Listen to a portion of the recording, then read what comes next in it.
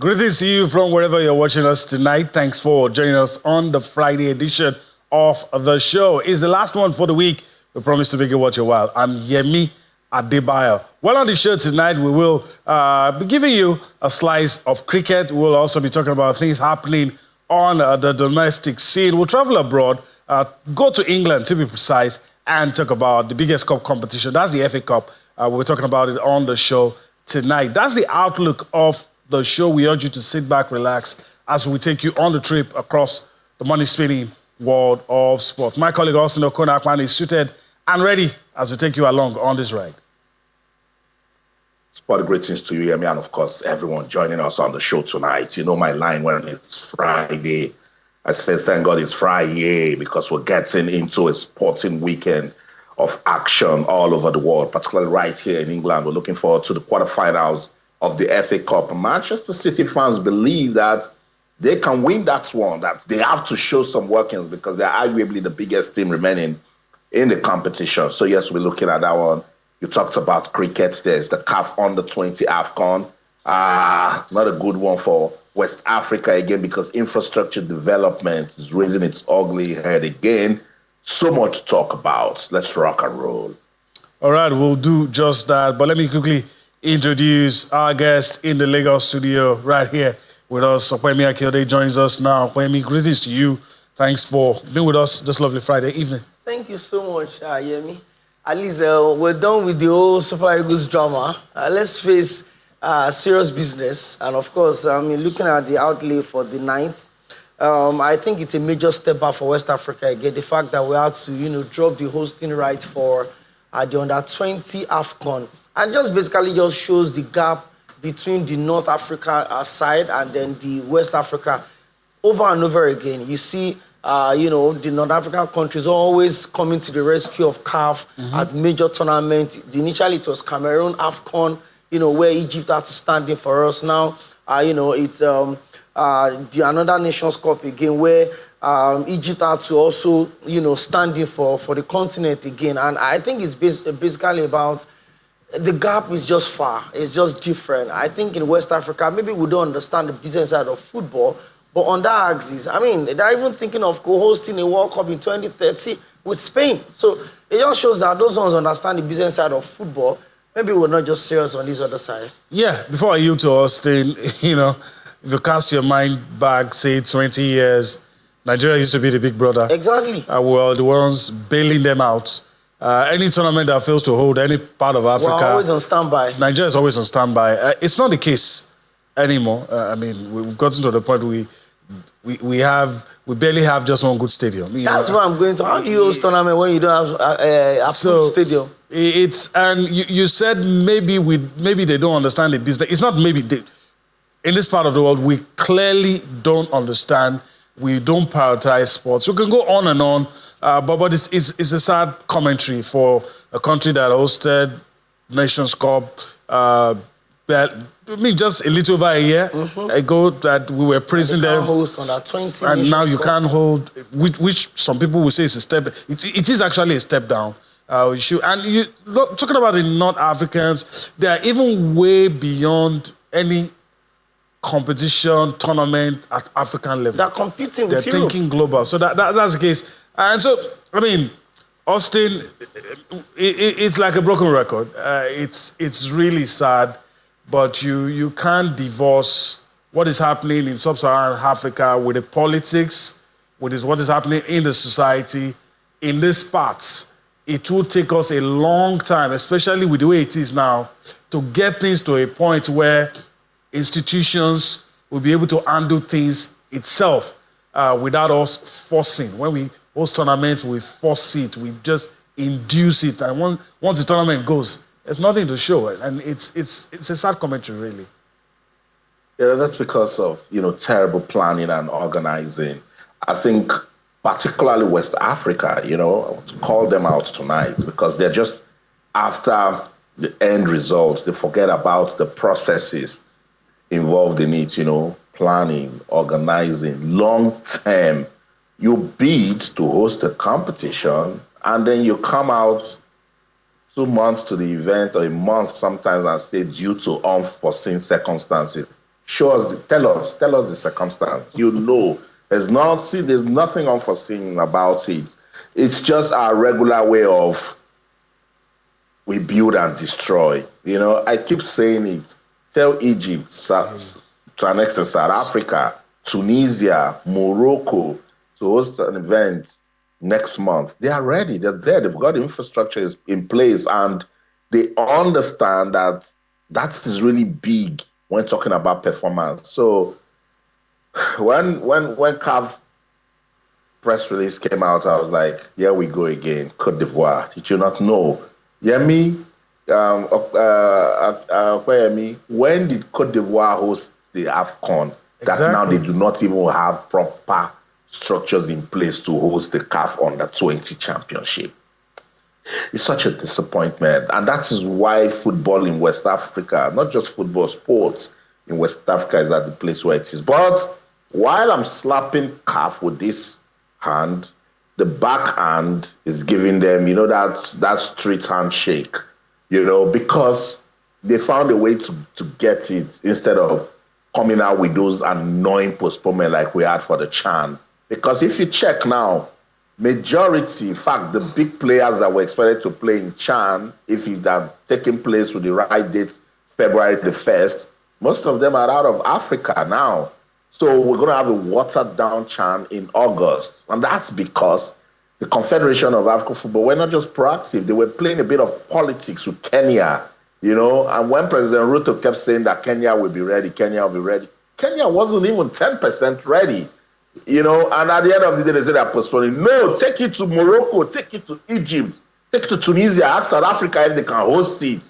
Let's have the competition so that by the time parts of East Africa and West Africa see that they are not ready and other parts of Africa, they're doing the right things and moving, then they will sit up, So, this is not a conversation I want to have again because even Nigeria, that is the supposed big brother, were very guilty of this infrastructure developmental problem. Lobby stars going up and down. They don't even know where to play league football in Nigeria. The ones I was seeing, we've called them out over and over again that the standards aren't there, but nothing has been done because we feel, let's just do it. No, we need to start doing it the right way.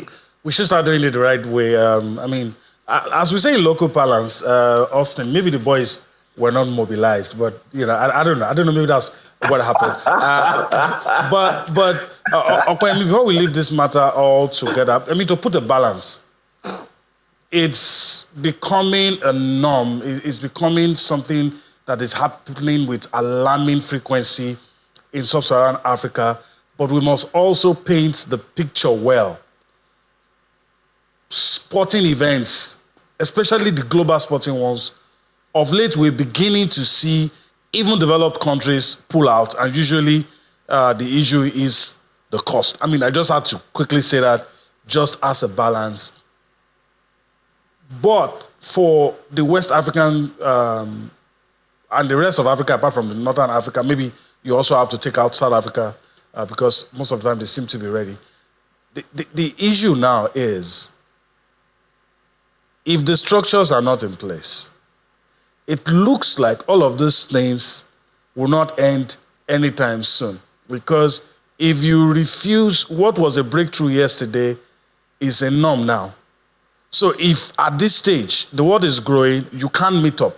So it means if we come back to you 5 years' time, you're going to be like 100 years behind.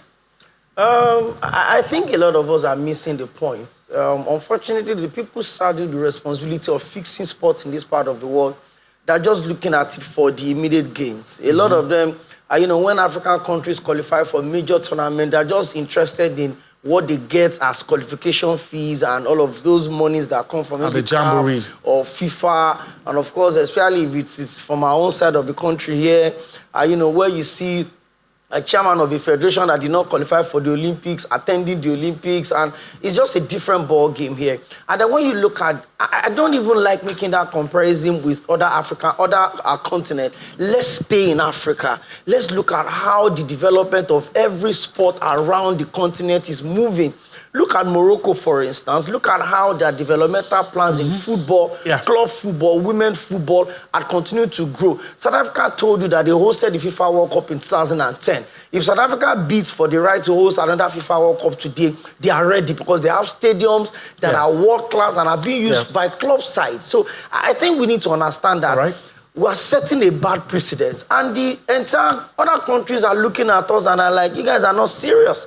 If the Northern African countries are already looking at hosting the World Cup with other European countries, and we cannot even stage under 20, a developmental competition, hear me, a country that hosted the senior AFCON just 2024, January, and then this is here, and we cannot host under 20. It's a disgrace. It is a disgrace. It is a disgrace. So let's move on now and talk about something that probably could bring smiles to our faces. Let's talk cricket, under 19 cricket on the show tonight.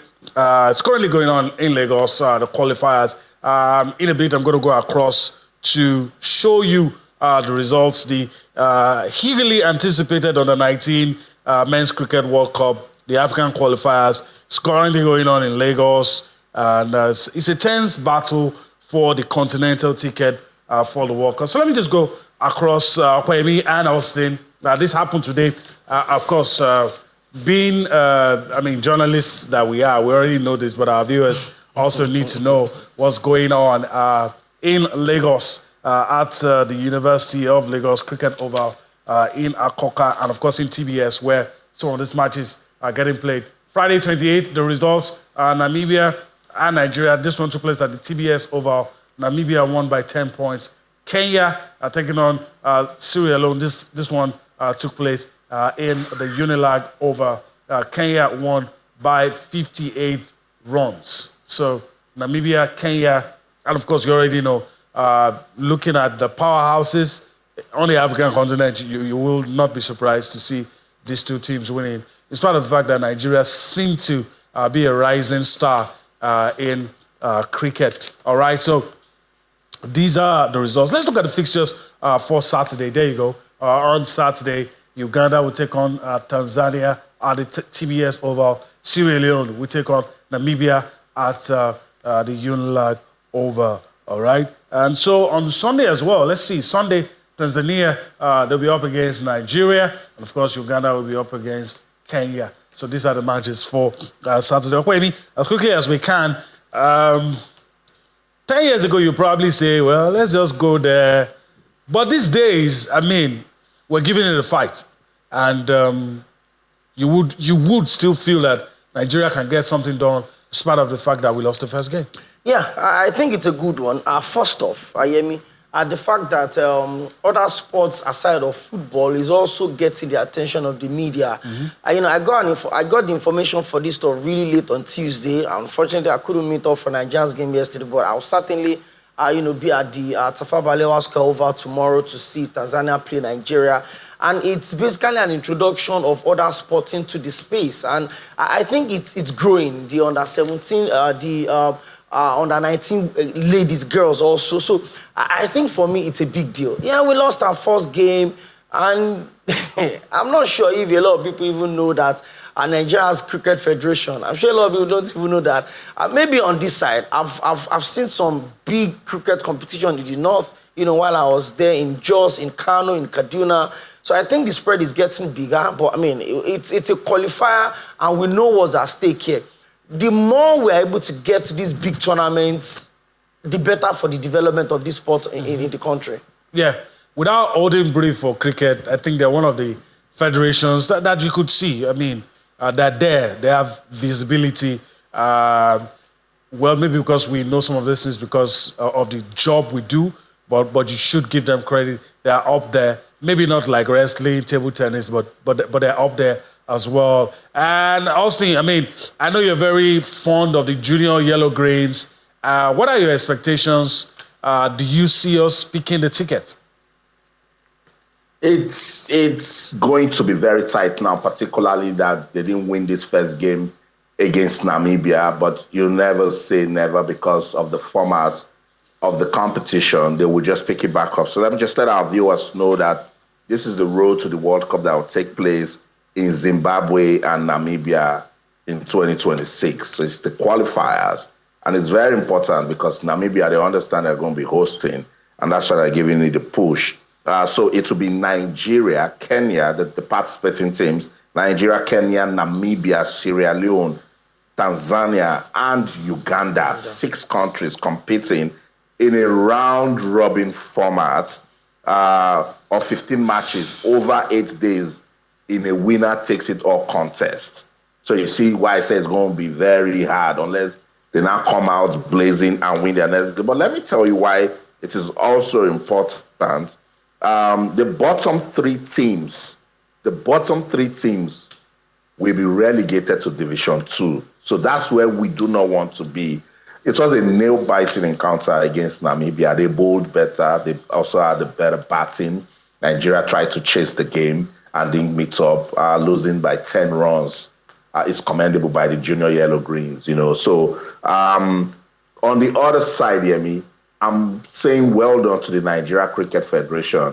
We are hosting the qualifiers. It tells you something that the board led by Uyi Akpata, they are ticking the boxes of everything they promised. They said we will not just focus on the big guys. No, we will develop cricket at the grassroots. We are going to discover talent. And we will pay attention to infrastructure development. And all over the world now, they know Nigeria because of this focus. Cricket is thriving in Nigeria now. The International Cricket Council, they have said that we're among the top 5 countries with developmental cricket. And now we get the world talking about us in a lot of ways.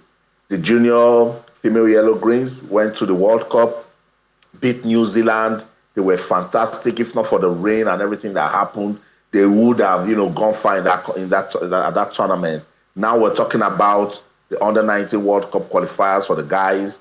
Nigeria, yes, didn't win this game against Namibia, but it was a good showing, and we are hosting. And what I've just said with this format, they now know that they cannot blink. Everything they are doing, they must avoid dropping to Division 2. So this is a win-win for me.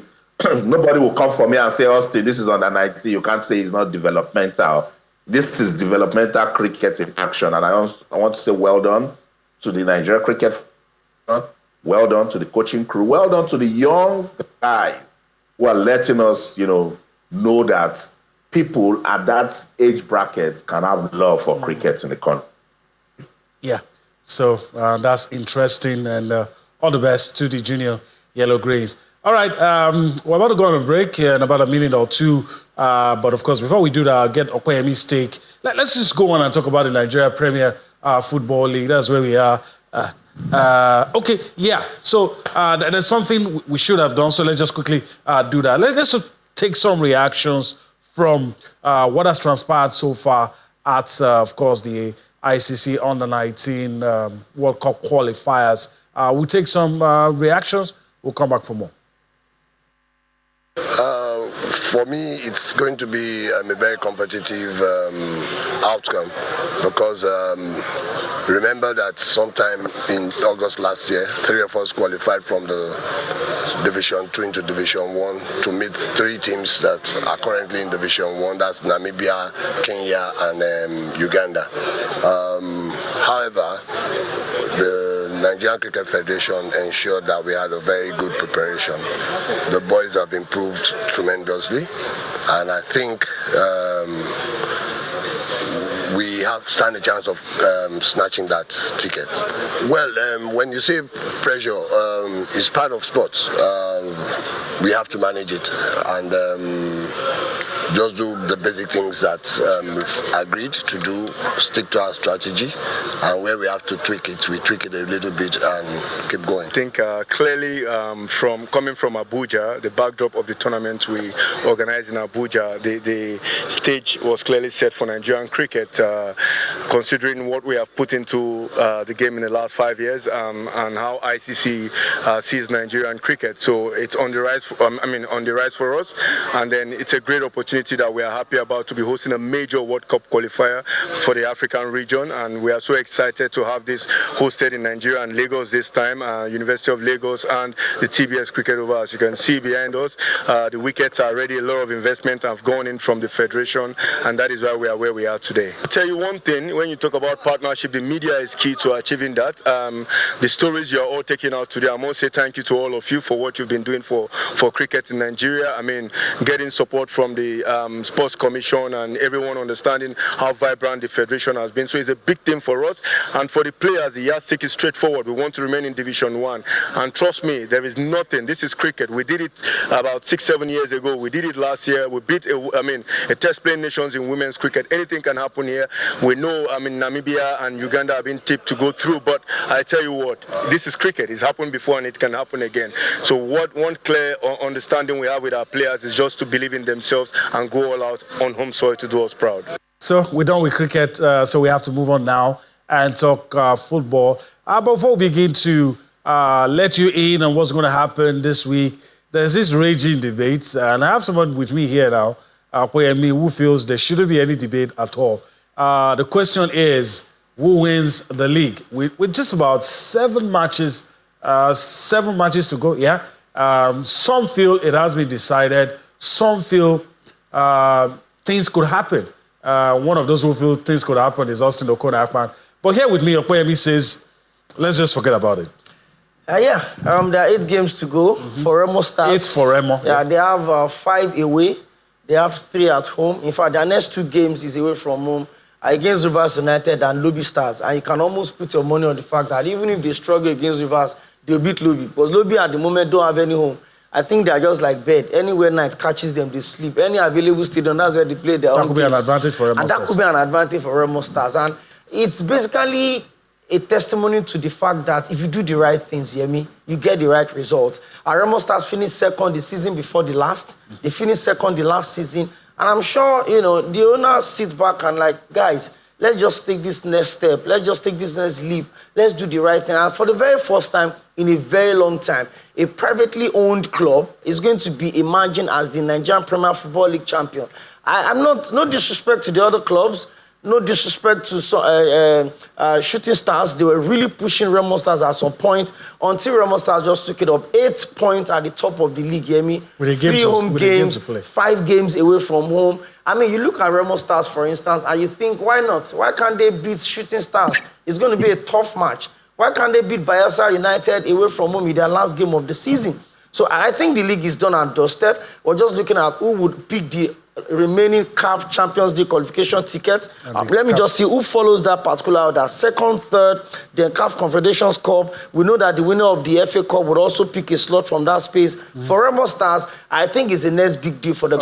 Maybe the next big deal should now be, how do they perform on the continent? Twice they've been to the continent and they've not been able to garner a result for them. I agree with you, which has been a problem for Nigerian clubs. We produce winners who appear like they are unworthy because they get to the continent and they just Yeah, I mean, there's a whole lot of problems. Because most times when we get to the continent, our league have not started.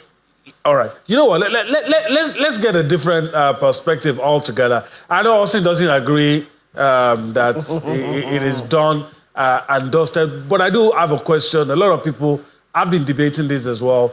Some have said, 2 schools of thought. Some said Remo Stars have been consistent, but there are some who feel even at times when Remo Stars slipped, the other clubs didn't take advantage of those periods. So which one is it?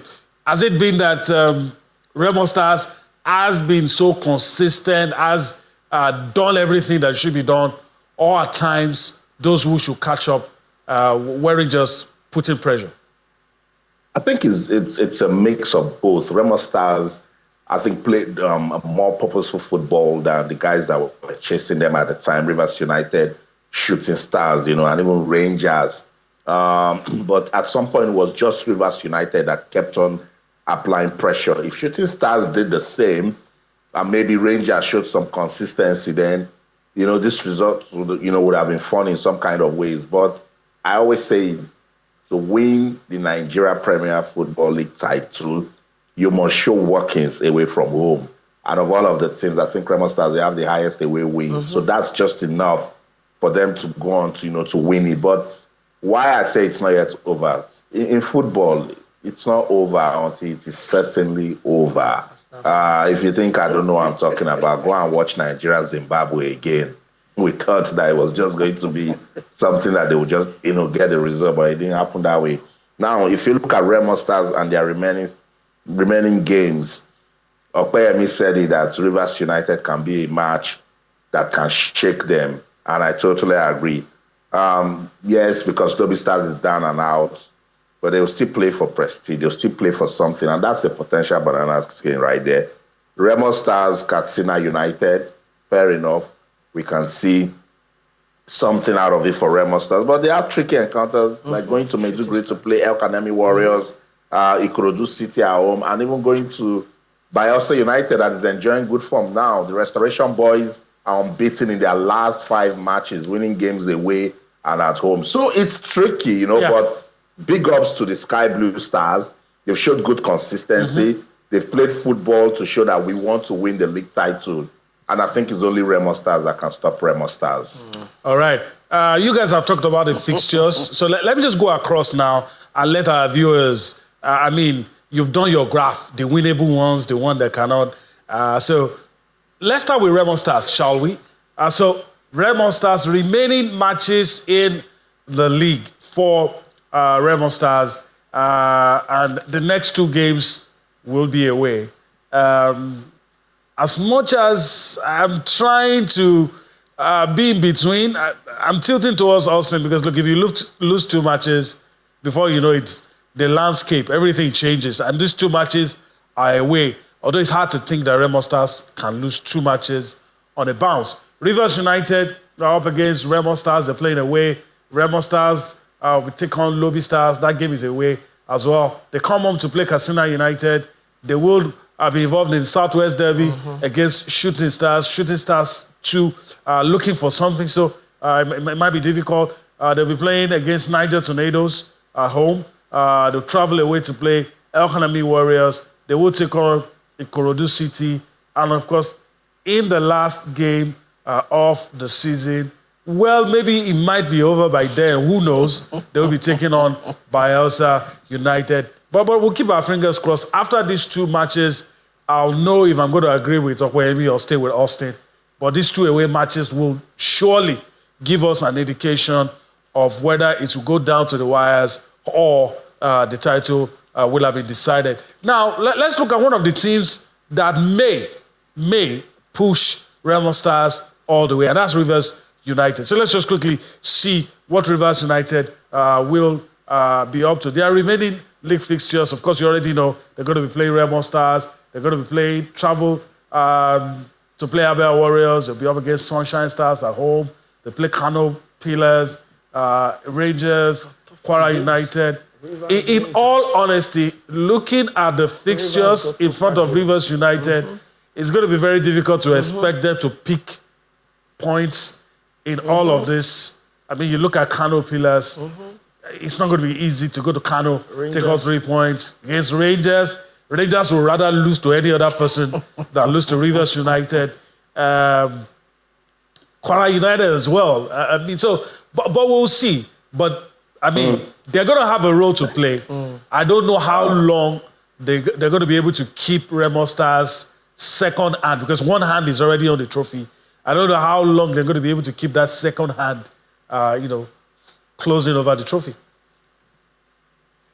But we'll see. But with the analysis from the remaining games, it's easy to say that Remo Stars, we go on to win the title. But you and Okpeyemi will agree that I've seen stranger things in football. Like the Rangers that you talked about, they've lost 5 games at home. Niger Tornadoes won there. They lost their last game at home against Plateau United. Shooting Stars have beaten them at home. Kano Pillars have beaten them at home. So people go to the cathedral now and they desecrate it. So Rivers United can look at that and say, we can also do the same thing. Kano Pillars too can be slippery in Kano. Rivers United, they are chasing something, and all they will say to themselves will be, let's just keep applying pressure and hope that Remo Stars will sleep. Remo, on the other side, can be a motivation for them to say, look, we cannot, no, we will not look back, we will not sleep. And they did just that in their last game against Eimba. The way they saw Eimba was a class act that shows that, look, this is a team that is determined to go on to win the league title. Well, history is just around the corner. Can Remo Stars give it to us? We'll wait here, Let's wait. We'll wait. All right, it's time to travel abroad. Let's go join Austin, where he is at the moment. Let's talk about, of course, the biggest cup competition in the world. The English FA Cup is our next port of call. It's at the quarterfinal stage, and these are the fixtures. Fulham will take on Crystal Palace. Brighton will take on Nottingham Forest. Nigerians will be involved. Of course, also on Sunday, Preston North End will take on Aston Villa. Bournemouth will take on Manchester City.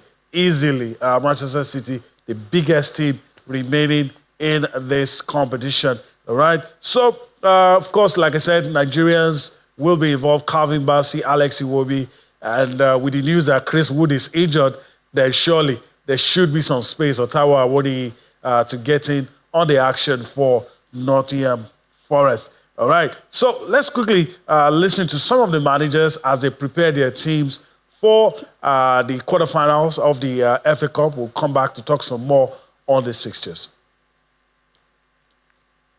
He's not going to be available for this game.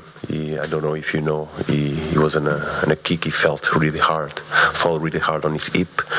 So there is pain there. So we have to wait. Yeah, we are aware that we're going to face a very difficult opponent. What comes after is, we'll see. Of course, we love the cup. We love. So we're going to give it everything that we have to achieve what our fans expect and desire. But before that, we have a lot of work, and it's going to be a tough game. I'm always positive that the best things is still yet to come. So this is how we believe. But it was a good game. But we've been repeating ourselves. In football, games are totally different. So we expect a new one against a good team that after that result really performed really well. And he's in a good moment. They're quite in a good mood.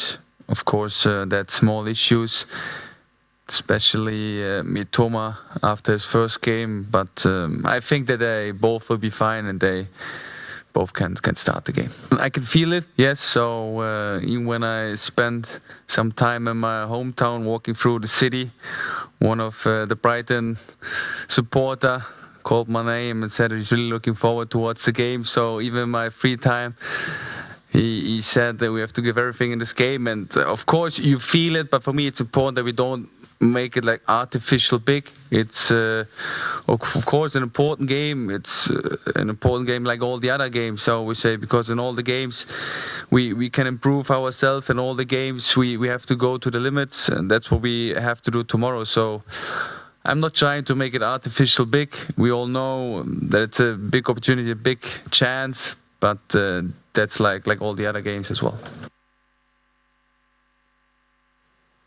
All right, you just listening to Nottingham Forest manager Nuno Espirito Santo, and of course the man doing big things at Brighton, Fabian Osala. Kwemi, your thoughts? I hope to see Taiwo Awoniyi in action. I don't see anything stopping him now. It was always going to be very difficult to put Chris Wood on the bench for him, in spite of Awoniyi's records too. But a man has scored, I think, more than 18 goals in all competitions. But what are you looking to see? It's the FA Cup. There's always going to be the surprise part of it. Preston North End would host Aston Villa, and that game could be tricky. Preston is the only non-Premier League club left in the FA Cup. But again, just like Austin said at the start of the show, Manchester City will be looking at the fact that if they win the FA Cup, maybe the season is not all dead and buried for them. They want to also stick the qualify for the Champions League as well. But for Nottingham Forest, I think you look at this Nottingham Forest and you're wondering what exactly is driving them. They're just 4 points adrift of Arsenal in third position in the Premier League. They're pushing to qualify for the Champions League, and they're still very much in the FA Cup. You probably just think like, hey, how far more can these guys get?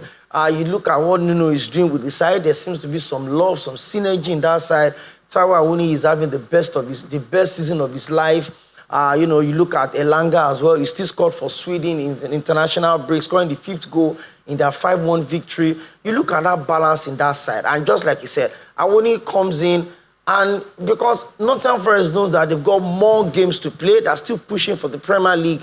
They also feel like, hey, let's secure European qualification by the FA Cup. Whatever happens at the Premier League, if the Champions League comes, we'll hold on to it. But the game between Fulham and Crystal Palace at the Craven Cottage is a London derby, and it's a very tricky game. This is why. Fulham had a lot of players that went for international break. Crystal Palace did not. So the guys are back. You don't know the form of your boys. You don't know where they are coming through. And Fulham plays Arsenal immediately after Crystal Palace in the league on Tuesday. So you're wondering, let's see how far we can also finish at the top. All right. So it's a tricky game, but for Man City, they've got to win Bournemouth. How they will do that away at Bournemouth. Bournemouth have played them twice this season. They've gotten point off them, gotten point off Man U, off Arsenal, off Tottenham Hotspur. I'm not sure if Pep Guardiola will be able to pull that off away at Bournemouth. All right. Let's take a quick time out. And when we come back, of course, we'll talk about the other teams in the FA Cup, probably listen to the Manchester City manager as well. But first, let's go for that quick time out. We're back from All Sports Today. Welcome back. We're on the home stretch. And, of course, we're talking about the English FA Cup. Let me go to Austin now. You've listened to Okwemi and his analysis of what could likely happen, the possible scenarios in those matches. Do you agree that if Manchester City win the FA Cup and qualify for the Champions League, it probably wasn't a bad season after all? They would keep that moment, they would cherish it. They might even, shed some tears out of that if they get to win the FA Cup, because who hasn't given Manchester City some slaps this season because of their performance? But yeah, they've got just one last chance to prove a point, and it's the FA Cup. And it's going to be very difficult because Bournemouth, they've shown that a team can grow. This season, I struggle to see a team that has been as progressive as Bournemouth. Okwemi said they've taken points. So they've beaten Coach Iraola has beaten the top managers in the Premier League, from Eddie Howe to Pep Guardiola to Mikel Arteta to Ruben Amorim. He has beaten all of them, not taking points, beats. So Pep Guardiola understands that this is going to be a very tricky game for Manchester City. And this is the FA Cup. Yeah, we call it the upset cup. So definitely we're going to see some level of upset. But yes, I agree with the other ones, particularly Taiwo Awoni and Nottingham Forest. That is one that Nuno and his guys will look at and say, okay, let's see what we can get out of this. But if you tell me that the teams that are expected to win will go on to win, then it's not the FA Cup. Preston North End, they've got all of us talking, and they are the only non-Premier League team. And they go against Aston Villa. That's their motivation that they're going to take into that one. I talked about Bournemouth, Manchester City, nobody. I repeat, nobody. Bournemouth, they're in the top 10. I think they have 43 points in the Premier League. And when the league resumes and they win maybe their next 3 games, or even drop a point and win 2, we can be seeing them in the top 5. That's a team that will scare anything. Let's listen to Pep Guardiola. He's been talking about the Bournemouth clash. No, I would not say they are chaotic. I would say that they have a specific way to play, like it works. They have done so far a really, really good season with the quality of the players they have, the ideas that they have. So, and of course, it will be boring football, and all the teams keep playing the same way in all the leagues. So every team playing in their beliefs, in the way, a specific way, and they do it really, really well. And their whole team, the positional game will be there, and the other ones will be completely different, more direct, more transitional, more, lose the ball, win the ball, and run. So always other teams more direct, other teams more crosses. So and you have to read the game tomorrow. We have an experience that the game we play. First defeat in the Premier League this season and try to reach the semi-final. Tomorrow, reach the semi-final of the FA Cup for 7 times in a row. This is the target. And of course, after that, win games to qualify Champions League next season. Every week in the Premier League, and prove again in the FA Cup. Yeah, that's good. It's good for always have been. I remember when I was in Barcelona, Bayern Munich, and in England the biggest topic is every team can beat to every team. Nobody can. That the difficulty that they will play at home, especially away. So, and of course, I've been to teams, especially Liverpool, that have done amazingly in the Premier League. The rest of the teams, Arsenal as well, but the rest of the teams, everything can happen. Yeah, when we achieved the record last season, the 6th time in a row semi-final, and most of the time we played semi-final with the very, very bad conditions after Champions League game. It was difficult to deal, but arriving there, that means how important is this competition. So the most all one is so nice, the FA Cup. So that's why we took seriously, like we took in the past the Carabao Cup, winning 4 in a row. So. Could not be otherwise, So it's what you have to do. The results we don't know, but take seriously is what you have to do. And of course, with the season we have to come back to Wembley to play the semi-final to try to reach, the final would be nice. Me analyzing this football these days for Pep is a lot of work. And when he starts scratching his nose, I know it's very difficult. And he ended it with a nail bite. He knows. Last season, we're saying 6 times in a row in the semi-finals, and then they failed to win it against Manchester United. This time, you're not in the Champions League, and things seem to be falling apart. So, Pep, we know stories. We cannot take any story. Wait to see Saturday and Sunday what the FA Cup quarterfinals will give to us. That's the show in London. I'm Austin Okonakpan. In everything you do, remember, keep talking sports. Bye for now.